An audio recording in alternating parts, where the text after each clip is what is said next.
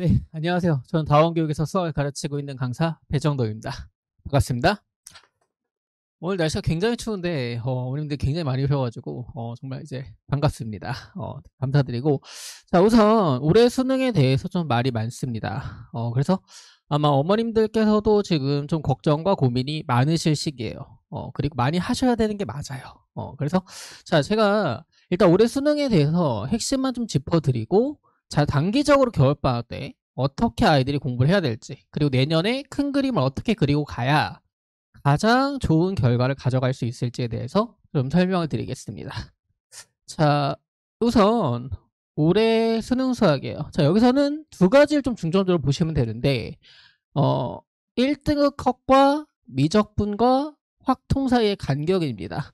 작년 수능에서는 1등급 컷이 미적분이 84, 확통에서 88이 나왔죠. 둘 사이의 간격이 그렇게 크지 않았어요. 그래서 어느 정도는 성공적으로 수능이 잘 치러졌습니다. 다만 좀 이제 킬러 문항에 대해서 말이 많았었죠. 자, 그래서 올해는 원래 약속된 거라면 9월달 이후에 평가원에서는 킬러 문항을 출제하지 않겠다라고 그랬어요. 그리고 실제로 9월달에 이 평가원의 당면 과제가 아주 적절하게 잘 수행이 됐습니다. 그래서 9월 평가원 이후에 제가 설명을 했을 때는 물론 문항이 쉬워서 뭐 이제 논란도 많고 했지만 어쨌든 결과는 나쁘지 않았다. 왜? 미적분의 1컷이 너무 낮지 않고 그리고 미적분과 확통 사이의 간극을 최대한 잘 좁혀놨었어요. 근데 이번 수능 결과는 어떻죠? 미적분 1등 컷이 82입니다. 확통 91이죠. 둘 사이 간격이 너무 커요. 이거 분명히 문제가 돼야 되는데 그리고 두 번째는 미적분이 압도적으로 낮죠. 미적분이 실제로 제일 어려웠습니다. 이유는 수학2에서 킬러가 한 문항밖에 안 나왔고 미적분은 킬러가 좀 더 많이 나왔어요. 그리고 실제로 체감 난이도가 좀 많이 높았습니다. 그래서 자 결론은 이겁니다. 첫 번째 공통문항 같은 경우는 실제 최종적인 난이도는 22번 빼고는 높지 않았어요. 자 잠깐 다시 보여드릴게요. 자 여기서 공통문항이 지금 두 개 들어가 있죠. 최다 오답문항 5위 안에 그리고 22번 같은 경우는 오답률이 95%예요. 박빈 수능 이후로 오답률이 가장 높은 문항입니다. 그냥 킬러예요, 킬러. 자꾸 지금 이제 언론이나 뭐 이제 인터넷 강의에서 말하는 것도 지금 믿기가 좀 어려운 게 킬러를 이제 출제하지 않았다는 걸 이제 얘기하고 싶어 하지만 킬러입니다. 그런데 그 다음 문항이 어떻죠? 14번 문항 이게 수투입니다. 사실 여기서부터는 그닥 볼 필요가 없어요. 왜냐? 오답률 62%, 정답률 30%가 넘어가죠. 거의 40%에 육박합니다. 여기 보시면 공통문항 여기서는 오답률이 작년에 77% 문항이 있었어요. 올해는 그런 문항이 있습니까? 없죠. 그래서 공통문항은 간단하게 얘기하면 자 22번 빼고는 다 쉬웠다. 실제로. 그리고 그나마 14번이 조금 더 어려웠지만 둘 다 수투다. 수학 1은 아예 어려운 문항이 없었어요.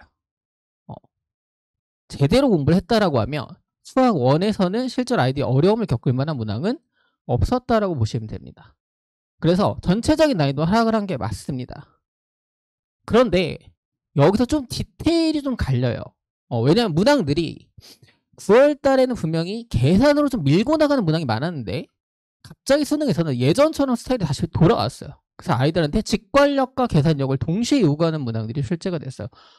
그러면 어떻게 될 거냐? 극사이권 같은 경우는 굉장히 쉽습니다. 왜? 이런 친구들은 직관력도 좋고 계산력도 좋죠. 그래서 그냥 유연하게 다 대처 가능해요. 그러면 이제 어디서부터 갈리게 되냐? 상위권, 중상위권. 여기서부터는 아이들이 풀이가 일관되지 못해 아이들이. 그리고 디테일이 좀 부족합니다. 그래서 직관이 필요한 문제인데 계산으로 밀고 가다 보면 당황하게 되고 그러면 후에 시간이 밀리다 보니까 킬러를 평소에 풀다가 오픈의 현상이 발생을 하는 거죠. 자 그리고 미적분 같은 경우에는 28, 29, 30 자, 세 문항이 들어가 있었습니다. 여기 보시면 자 근데 작년엔 어땠죠? 작년엔 두 문항이 들어가 있었죠. 그리고 29번은 정답률 25%입니다. 그쵸? 자 근데 올해 29번 정답률이 어떻죠? 15%죠. 그럼 난이도는 이게 더 쉬웠다라고 말해야 되는데 자, 실제로는 어땠냐면 이게 훨씬 더 쉬웠어요. 그리고 올해 9월에도 미적분이 오답률 5위 안에 세 문항이 들어가 있었거든요. 자, 이거 왜 그러냐? 물론 미적분이 어려웠다라고 얘기할 수 있는데 그때도 제가 똑같이 말씀드렸는데 올해 아이들이 미적분을 사실 정말 못했어요. 안타깝지만 이게 현실입니다. 그러니까 작년에도 아이들이 미적분을 이제 선생님들끼리 이런 얘기를 했어요. 점점 애들이 미적분을 못한다. 그래서 작년에 좀 걱정이 많았어요. 애들이 미적분을 이거 너무 못하는 거 아니냐. 근데 올해 보니까 작년 아이들은 오히려 잘했던 아이들이었어요. 실제 결과가 그랬죠. 그러니까 지금 이 문항이 사실 객관적으로 보면 여기 안에 들어가면 안 되는 문항입니다. 근데 들어가 있는 거예요. 근데 9월 평가원에서도 그랬어요. 자, 그래서 당장 제일 중요한 거는 이 미적분 문항을 극복을 해야 된다라는 겁니다. 프론트는 어차피 어렵지 않아요, 실제로. 그래서 이걸 어떻게 극복하느냐가 이번 겨울방학의 가장 최우선 과제다라고 생각을 하시면 될 것 같아요. 자, 그래서 잠깐 미적분 문항을 보여드릴게요, 제가. 자, 요거는 거기 제가 자료에는 없기 때문에 칠판에 보시면 됩니다. 자, 요 문항이 이제 23학년도 작년 수능 30번이에요. 자, 이 문항은 예전 수능 30번을 그대로 같은 주제를 같은 구성으로 했어요, 아예. 자, 이거 초심자가 봐도 알 거예요. 아예 똑같은 구성입니다. 초심자가 봐도 그대로 냈구나. 자, 올해 30번이에요. 자, 올해 30번은 애들이 왜 체감 난이도 높았냐? 실제로 이 문항이 예전에 많이 출제가 됐었던 주제기는 해요. 변곡접선이라는 주제인데 출제가 됐었던 주제인데 조금 여러 가지 개념을 섞어서 아이들이 직관적으로 실전에서는 좀 어렵게끔 구성을 했습니다. 근데 난이도는 사실 이 문항이 좀 더 많이 높았어요. 근데 정답률은 이때 9%, 이때 8%가 나왔죠. 실제로 난이도는 마찬가지로 얘가 좀 더 쉬웠습니다. 자, 그래서 올해 겨울방학 때 다시 한번 똑같은 말씀을 드리겠지만 가장 중요한 당면 과제는 미적분의 공부량 확보라는 거예요. 아이들이 사실 올해 계속 넘어오면서 가면 갈수록 미적분을 너무 못해요. 선행도 점점 늦어지고 있고 제가 대치동에 온 지도 벌써 6년 차가 됐어요. 제가 첫 해부터 고3을 가르쳤는데 그때는 이제 미적분 2 기백 시절이었습니다. 공부량이 정말 많이 필요했었죠. 근데 그럼에도 불구하고 아이들이 이미 선행이 정말 잘 돼 있었어요. 그러니까 제가 대치동 와서 깜짝 놀란 게 너무 잘 돼 있다. 역시 이래서 공부를 잘하는구나. 근데 지금은 어떻죠? 너무 안 돼 있다라는 거예요. 미적분이. 자, 그리고 이게 문제가 되는 건 뭐냐면 일반고 기준이에요, 사실. 그러니까 지역 단위 자사고들이 이미 2학년 때 미적분을 다 했어요. 내신으로. 그래서 하나고, 상상고, 외대부고 등등 해가지고 지역 단위 자사고도 이미 다 했습니다. 그럼 이 친구들은 어떠냐?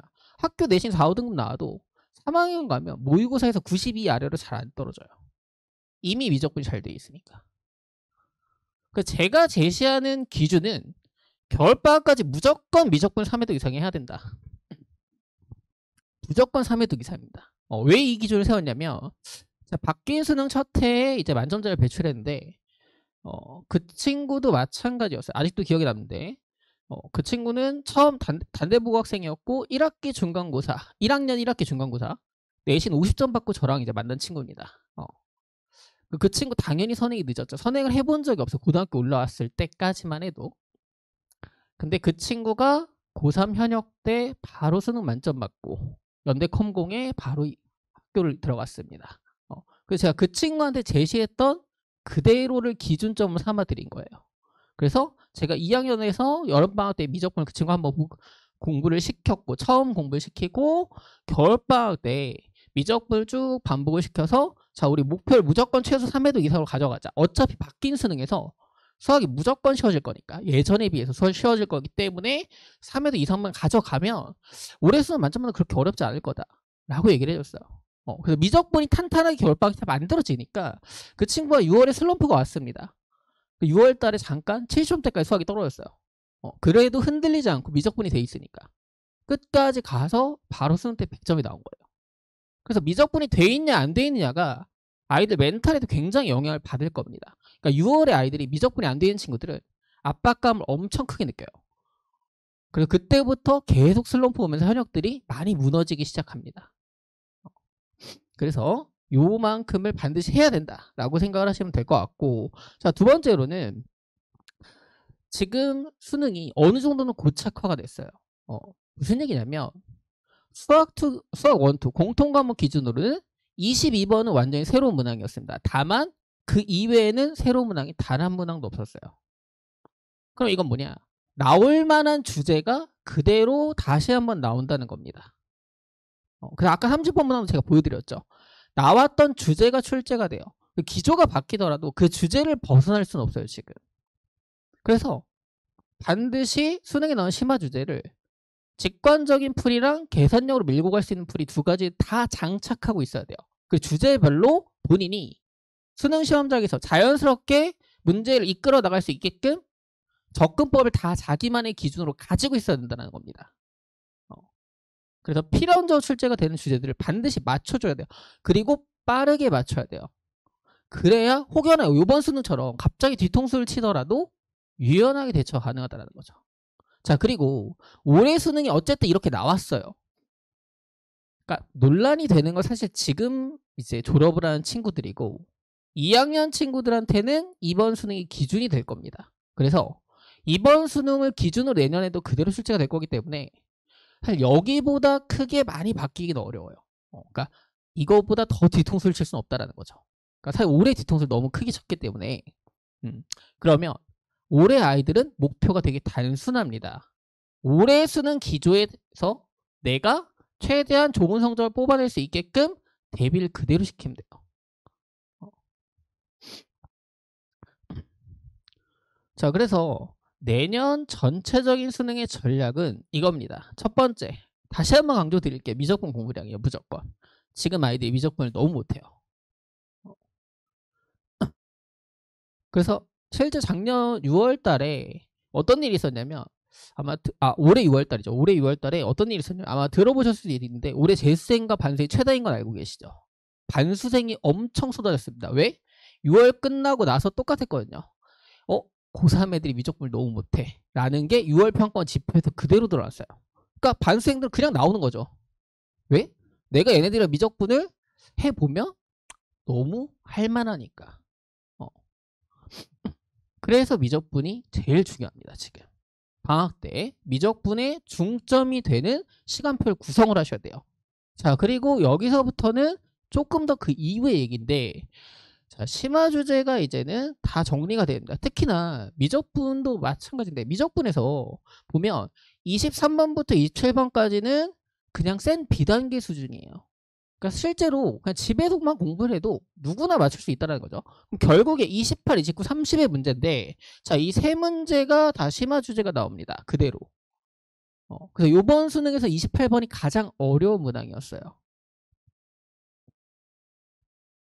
그러면 이 세 문항이 실제로 번호만 바뀌어가면서 어차피 그대로 심화 주제가 출제가 될 거기 때문에 나올 수 있는 모든 상황에 대한 대비가 되어 있으면 유연하게 다 대처가 가능하다는 거죠.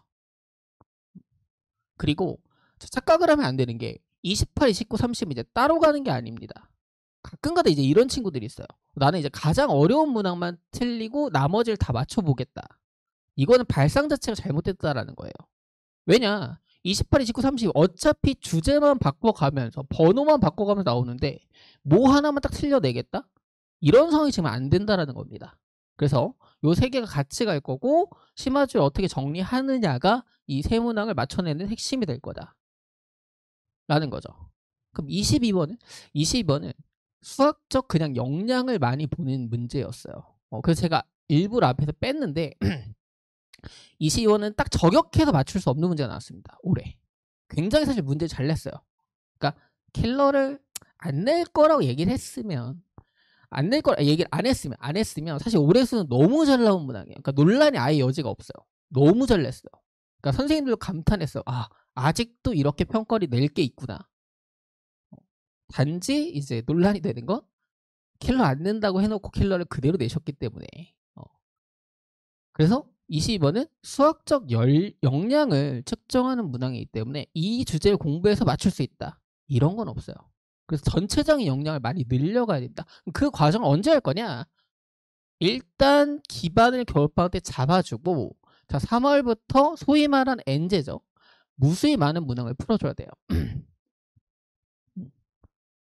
그래서 이때는 제가 그때가 다시 한번 설명을 드리겠지만 본인의 상황에 맞는 엔제들 컨택해가지고 계속해서 훈련을 해야 됩니다. 기존에 배운 걸 가지고 새로운 것에 적응하는 훈련을 할 거고 요때 이제 3월부터 요 문항이 문제풀이가 진행이 될 거다라고 생각을 하시면 됩니다. 자, 그래서 제가 준비한 수업은 두 가지인데 첫 번째는 이제 미적분 스텝 1입니다. 이 수업은 이제 화목의 저녁에 시간이 진행이 될 거고요. 자, 구성을 두 가지로 했어요. 첫 번째는 고등 이후에 미적분 2회 이상 공부한 학생을 이제 화목 저녁에 수업을 진행을 할 거고 자, 왜 이렇게 구성을 했냐면 일단 방학 때까지 3회 독을 하는 게 목표인데 방학이 들어가기 전에 미적분이 아예 공부가 안 돼 있는 친구는 사실 어느 반을 가도 많이 힘들다라는 게 제가 가르쳐본 결론이에요. 뭘 해도 사실 힘들어요. 그래서 반드시 미적분이 한 번 혹은 아예 안 돼 있는 친구들도 마찬가지. 기말고사 끝나자마자 무조건 미적분 돌리셔야 됩니다.